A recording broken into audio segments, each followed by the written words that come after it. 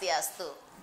Halo pemirsa Bali TV, apa kabar Anda? Senang sekali kembali saya Ayu Susanti Putrianindya dapat menjumpai Anda dalam acara Mahadewi, Pesona Perempuan Indonesia. Dan seperti biasa pemirsa Bali TV di Mahadewi ini selalu menghadirkan pesona perempuan-perempuan Indonesia yang bisa menginspirasi, memotivasi di bidang beliau masing-masing. Dan hari ini saya bersama salah seorang dokter, beliau adalah spesialis penyakit paru dan beliau lebih dikenal atau sering kita sapa dengan Dr. Ayu SPP. Kita sapa beliau. Om Swastiastu, dokter. Om Swastiastu. Halo dokter, apa kabar? Iya, Iya, luar biasa sekali loh pemirsa Bali TV dengan titel beliau sebagai seorang dokter spesialis yang pastinya melampaui atau menempuh pendidikan dari dokter umum menuju ke spesialis, dan dengan posisi beliau saat sekarang ini masih muda sekali. Dokter, luar biasa, salut sekali ya dokter ya. Dok, di Mahadewi, terima kasih dokter sudah mau berbagi dengan pemirsa Bali TV dimanapun berada. Tentunya profesi dokter itu profesi yang sangat banyak sekali didambakan, diidamkan, dicita-citakan ya. Pada saat kita masa sekolah ya dokter, cita-citanya apa dokter? Ya. Begitu ya. Mungkin dokter Ayu salah satunya. Dan boleh dong dok berbagi cerita sampai dokter memilih spesialis paru di antara semua pilihan yang ada. Mungkin cerita saya kurang inspiratif ya. Soalnya sebenarnya kalau untuk dokter dulu waktu kecil karena bingung ditanya mau jadi apa, jadi saya jawabnya itu kayak dokter deh gitu. Habis itu akhirnya masih kayaknya gitu. Setelah itu jalan-jalan, oh ternyata memang mungkin jalan Tuhan ya, akhirnya memang diarahkan ke arah menjadi dokter gitu.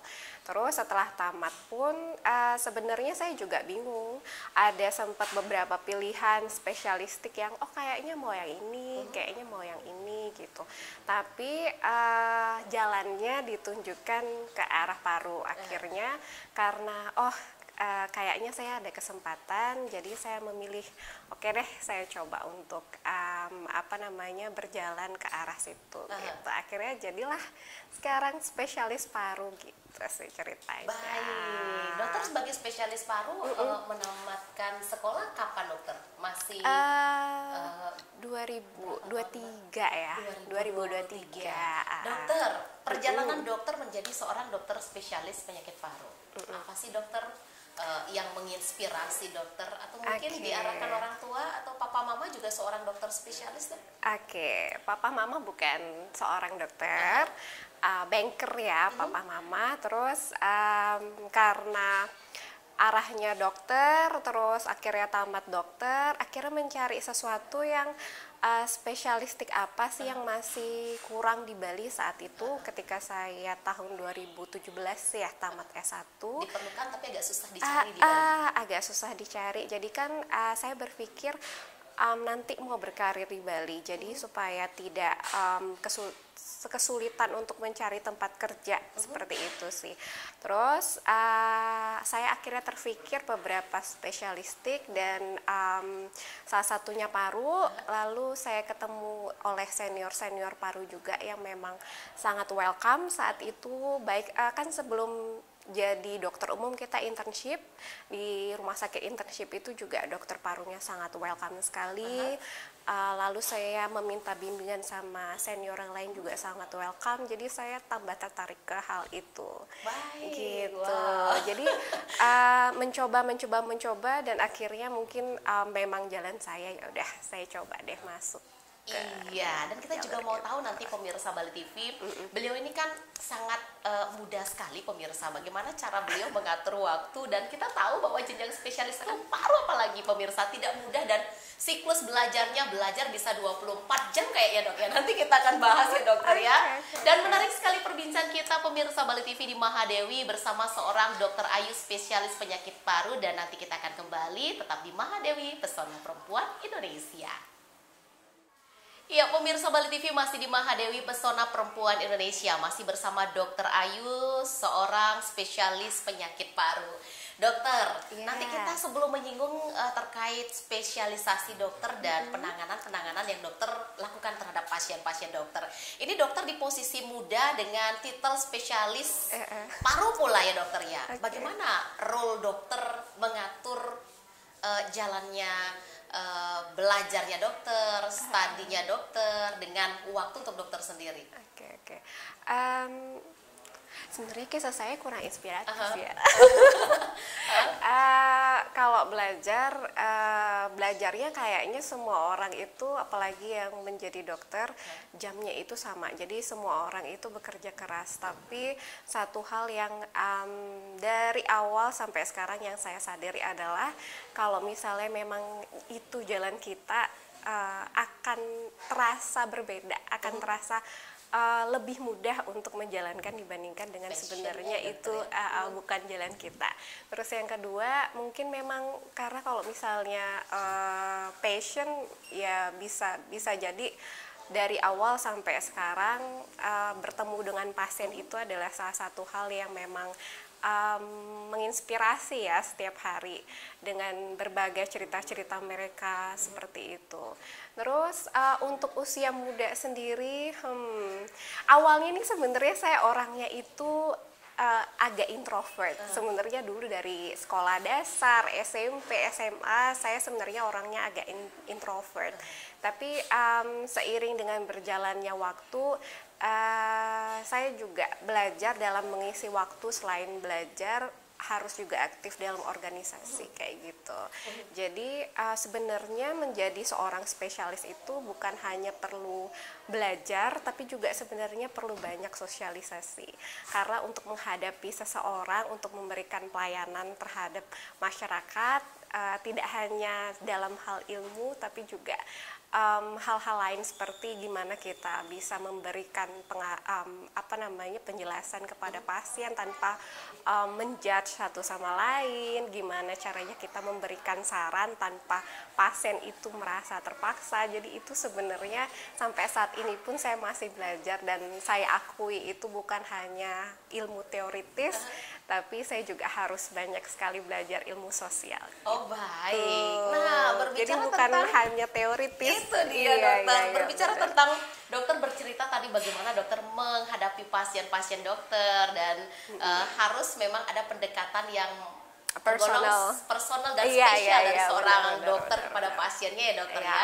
Jadi chemistry kawin itu antara dokter dan pasien itu dapat. Nah, dokter sebagai seorang dokter spesialis paru, diagnosa atau penyakit apa sih dokter yang memang banyak belakangan terakhir ini, dan seperti apa penanganan yang dokter lakukan? Jadi penyakit paru itu sebenarnya secara garis besar itu terbagi, ada penyakit infeksi, baik kalau misalnya pernah dengar infeksi virus atau infeksi bakteri, dan penyakit yang tidak disebabkan oleh infeksi. Penyumbang terbanyak sih pasien-pasien dengan riwayat merokok atau pekerja-pekerja yang banyak pajanan debu itu. Untuk penyakit infeksi sendiri sekarang sebenarnya lagi booming setelah adanya COVID-19, itu adalah TBC atau tuberkulosis.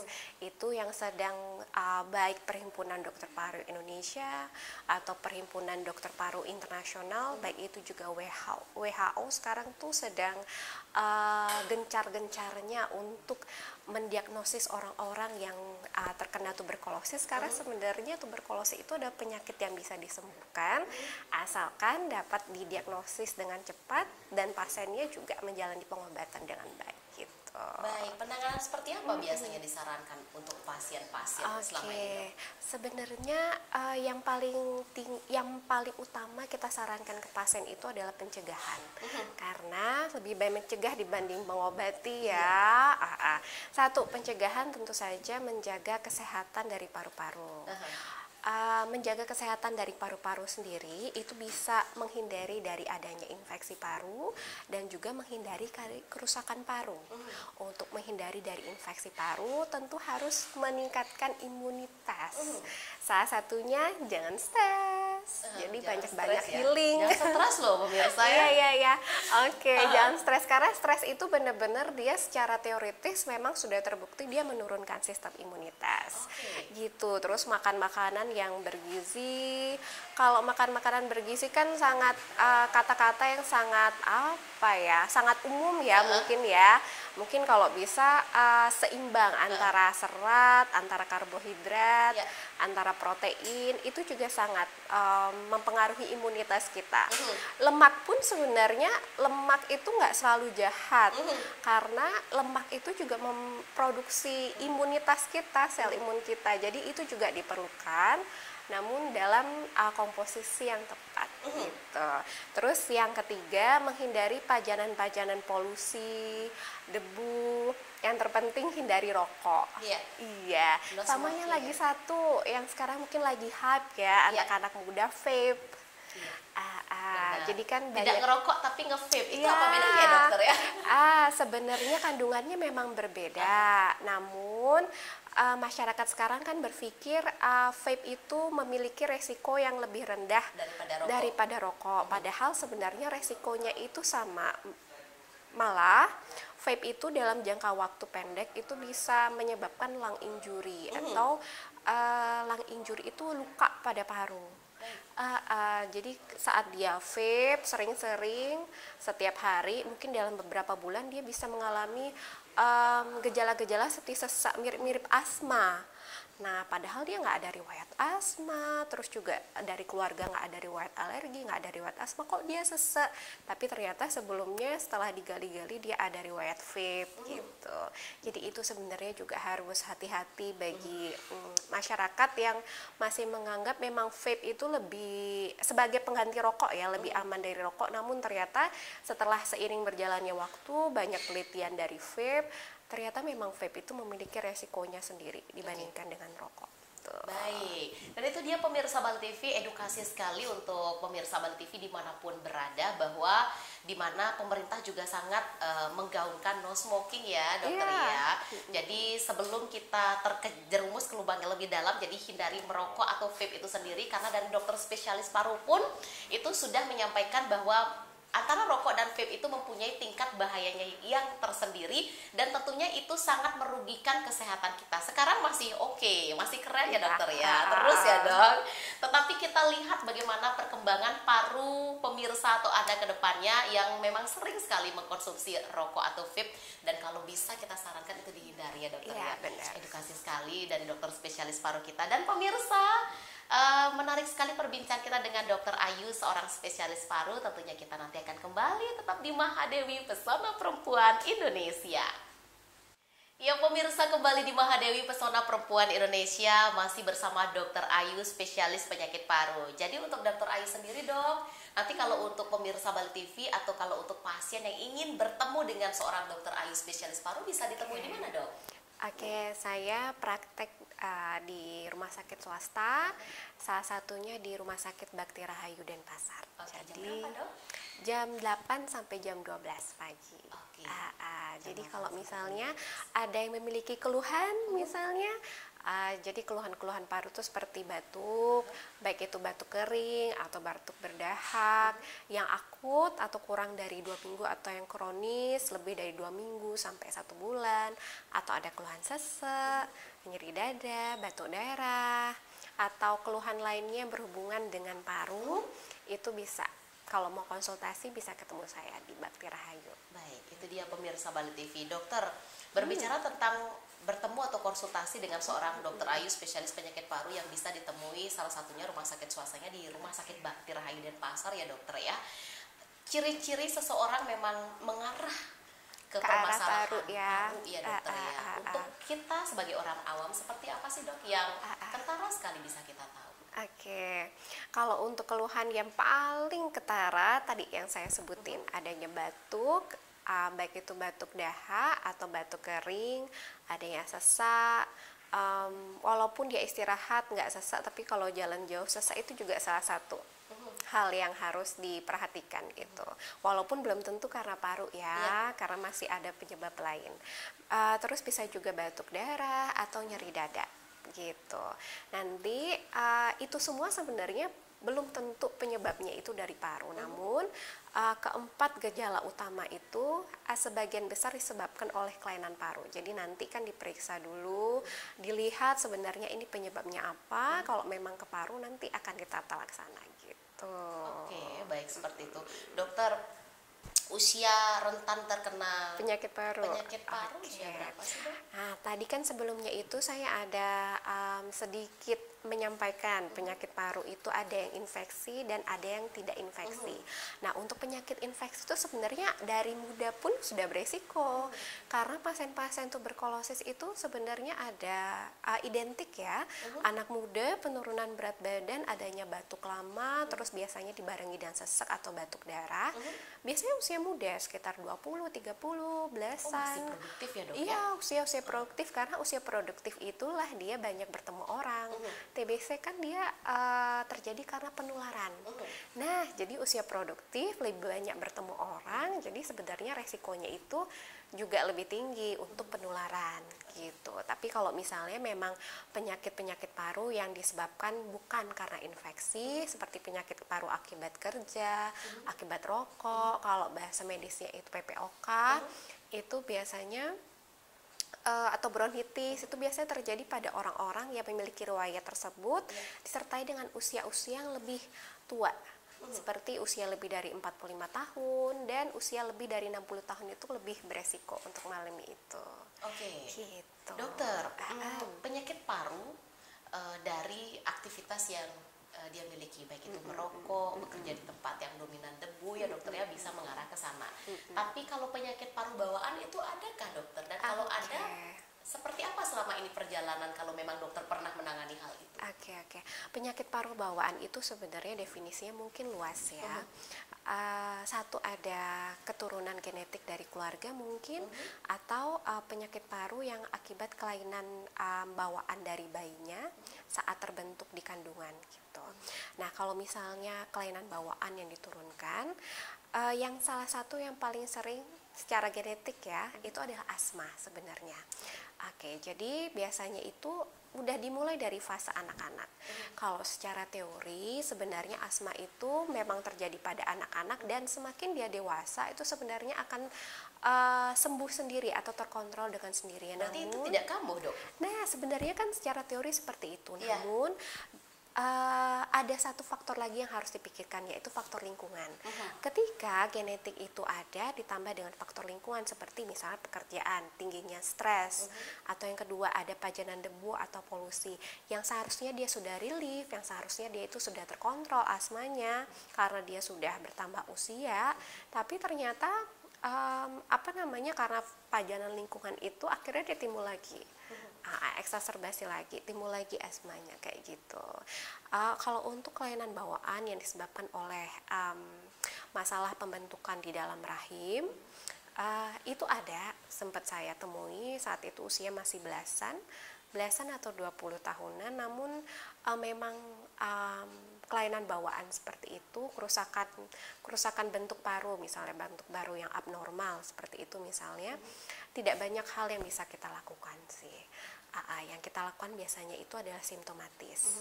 Karena kelainan paru seperti itu beresiko untuk infeksi, paling tidak kita memberikan informasi kepada pasien bagaimana caranya supaya dia tidak mengalami perburukan dari penyakitnya dia. Jadi stabil aja segitu, jadi nggak terkena infeksi. Jadi kita kayak cara-cara untuk mencegah infeksi.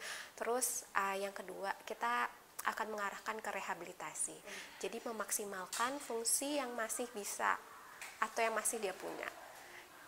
Apa yang sudah dia nggak punya, oke lah, nggak apa-apa, tapi yang masih ada, paru-paru yang masih bagus, itu kita maksimalkan dengan rehabilitasi. Biasanya sebatas itu yang kita lakukan. Oke. Jadi kalau berbicara tentang dokter spesialis yang menangani organ-organ vital di tubuh kita, rasanya sesuatu hal yang kita bayangkan kok mengerikan seperti itu ya, dokter ya. Ya paru, ya jantung, ya ginjal dan lain sebagainya, karena itu organ sangat vital sekali di tubuh kita. Selama perjalanan menjadi seorang dokter, baik dokter umum, selanjutnya menempuh pendidikan menjadi spesialis penyakit paru, dokter, pengalaman apa sih untuk penanganan pasien yang dokter tidak pernah bisa lupakan sampai saat sekarang ini? Di antara sekian banyak, dok, satu aja, dok. Satu yang nggak bisa saya lupain saat itu zaman COVID, saya masih PPDS. PPDS itu apa? PPDS itu program spesialistik, jadi baik. program Masih sekolah tahap belajar untuk ke spesialis paru. itu. Jadi program pendidikan dokter spesialis. Saat itu zaman COVID, saya melalui dari awal ya, dari awal di Indonesia kan boomingnya 2020 sampai 2021 2022 itu masih ya. Jadi saya melalui masa itu masa-masa yang paling masa sulit yang sempat berpikir aduh bisa lanjut gak ya, karena pas itu penyakit baru yang penularannya juga kita masih nggak tahu, obatnya kita masih nggak tahu, dan kita face to face ke pasien tuh kayak oke, bisa nggak ya gitu. Tapi akhirnya setelah berusaha dijalani dan juga kan banyak penelitian-penelitian tentang pengobatan, pencegahan, salah satunya vaksin itu sangat membantu sih. Tapi itu suatu hal yang sangat diingat tapi berkesan, tapi nggak untuk diulang lagi. Jangan dokter ya, karena perjalanan panjang sekali tuh dokter ya. Panjang sekali. Bagaimana dan saat itu menakutkan. dokter dengan pasien dokter? Pasiennya, oke. Yang paling berkesan sih saat itu saya stase di UGD ya. Jadi pasien tuh datang hampir setiap menit itu datang. Setiap menit datang, dan itu keluhannya saturasi oksigen yang normal itu sebenarnya 95% ke atas ya. Tapi saat itu pasien datang 40%. Ada yang 1%, ada yang 5%, ada yang 60%. Itu tuh seperti sudah dianggap batas nggak pernah terjadi kalau misalnya itu nggak zaman COVID gitu. Wabah itu sangat meresahkan ya dokter, terutama bener-bener. garda terdepan dari orang-orang medis itu sendiri. Ya pemirsa, satu segmen lagi, di segmen yang terakhir tetap di Mahadewi, masih bersama Dokter Ayu, seorang spesialis penyakit paru. Nanti kita akan kembali untuk Anda. Pemirsa Bali TV masih di Mahadewi, Pesona Perempuan Indonesia. Masih bersama Dokter Ayu, spesialis penyakit paru. Yang mana untuk Anda pemirsa Bali TV yang dari segmen awal sampai segmen terakhir ini bisa bergabung bersama kita di Bali TV, bahwa tadi ada banyak sekali informasi kesehatan yang bisa beliau sampaikan. Dan untuk menemui beliau untuk berkonsultasi terkait masalah atau penyakit paru bisa ditemui di mana dokter? Di Rumah Sakit Bakti Rahayu Denpasar. Jam 8 sampai jam 12. Oke, dokter, perjalanan panjang menjadi seorang dokter umum kemudian menjadi spesialis. Suka duka apa sih dok yang pernah dialami? Banyak ya dok ya. Kalau diceritakan kayaknya satu buku. Sedikit aja dok. Sedikit aja. Garis besarnya dokter paling ingat. Kerja keras dan pengalaman sosial itu sih. Banyak bertemu orang-orang yang luar biasa. Bukan hanya juga ya, dok? Iya, bukan hanya pasien tapi orang-orang di lingkungan juga. Ya, sangat luar biasa lah. Membentuk karakter kita. Gitu. Support keluarga? Support keluarga tuh pasti. Saya juga bersyukur ya. Ya walaupun saya juga belum berkeluarga, belum punya suami, tapi support dari keluarga saya, bapak, mama itu sangat tinggi sih. Jadi membantu perjalanan saya lah. Dokter, terpikir seorang dokter Ayu spesialis penyakit paru mengambil bidang paru dan dokter siap dihubungi 24 jam oleh pasien ataupun rumah sakit sedang rekreasi, sedang tidur di rumah, tiba-tiba ditelepon dokter harus datang, ada pasien gawat di UGD dan harus dokter temu, atau mendadak visita atau mendadak harus ke ruang operasi. Berarti dokter sudah siap dengan segala konsekuensi menjadi seorang dokter ya dok? Oke, astungkara deh. Baik. Yang penting mereka aman, itu aja. Yang penting bisa pasien kita tangani dengan selamat ya, itu ya. aja. Menarik sekali pemirsa Bali TV perbincangan kita dengan seorang dokter Ayu spesialis penyakit paru. Namun sayang sekali waktu kita terbatas di Mahadewi. Apa yang mau disampaikan dokter untuk pemirsa Bali TV yang menyaksikan acara kita, terutama untuk tetap menjaga kesehatan di salah satu organ vital kita? Mungkin pesannya untuk menjaga kesehatan ya, menjaga kesehatan paru. Kalau bisa tingkatkan imunitas, jaga imunitas supaya tidak mudah infeksi, apalagi di musim-musim seperti ini. Terus kalau bisa bagi yang merokok segera mungkin untuk berhenti merokok, untuk vape juga. Terus bagi pekerja-pekerja yang mungkin memiliki pajanan sehari-hari dengan debu yang tinggi, itu bisa menggunakan alat-alat APD atau alat pelindungan diri yang cukuplah dan sesuai. Jadi kedepannya bisa mencegah resiko untuk terkena penyakit paru. Iya, terima kasih banyak Dokter Ayu. Sama-sama. untuk berbaginya dan kehadirannya di program Mahadewi hari ini, berbagi bersama seluruh pemirsa Bali TV. Sehat terus ya dokter ya, sukses untuk Sama-sama. karirnya. Sehat juga, Dan terima Mbak. kasih sudah bisa memberikan yang terbaik selama ini kepada pasien-pasien dan untuk Terima kesembuhan pasien kasih, itu sendiri. Sementara. Dan pemirsa Bali TV, demikian acara kita bersama Dr. Ayu di Mahadewi, Dr. Ayu spesialis penyakit paru. Dan mudah-mudahan apa yang kami sampaikan, apa yang kami tayangkan hari ini dapat bermanfaat bagi Anda. Dan akhir kata, saya Aisu Santi Putra Nidia mewakili seluruh kerabat kerja Bali TV yang bertugas hari ini pamit undur diri. Dan kami akhiri dengan Paramo Santi. Om Santi, Santi, Santi Om.